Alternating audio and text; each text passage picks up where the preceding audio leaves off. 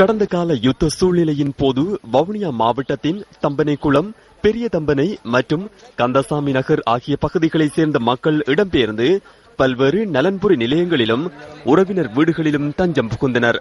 இவ்வாறு இடம்பெயர்ந்த 110 குடும்பங்களைச் சேர்ந்த மக்களுக்கு தலா அரை ஏக்கர் காணி வழங்கப்பட்டு மீள்குடியமர்த்தப்பட்ட கிராமமே துட்டுவாகை கிராமம்.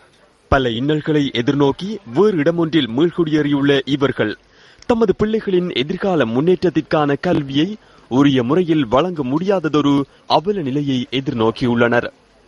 1996 ஆண்டு முதல் இன்று வரை இந்த கிராம பிள்ளைகளின் கல்வி நடவடிக்கைகளுக்காக எந்தவிதமான பாடசாலைகளும் அமைக்கப்படவில்லை என கிராம மக்கள் கவலை தெரிவிக்கின்றனர். எங்களுக்கென்று இதுவரையில் ஒரு நிரந்தர பாடசாலை ஒன்று எங்களுடைய கிராமத்திலே இல்லாமல் காணப்படுகின்றது. இந்த முறை எங்களுடைய கிராமத்திலே ஒரு ஆரம்ப பாடசாலை ஒன்று அமைக்கப்பட வேண்டியது ஒரு கட்டாயமாக காணப்படுகின்றது. எங்களுடைய கோட்ட கல்வி அதிகாரி மற்றும் எங்களுடைய பிரதேச செயலாளரிடம் கலந்துரையாடி பாடசாலைக்கான காணியை பெற்றிருந்த போதிலும் இதுவரை காலமும் எங்களுடைய கிராமத்திலே இந்த பாடசாலை அமைப்பதற்கான நடவடிக்கைகள் இன்னும் துரிதப்படுத்தப்படவில்லை.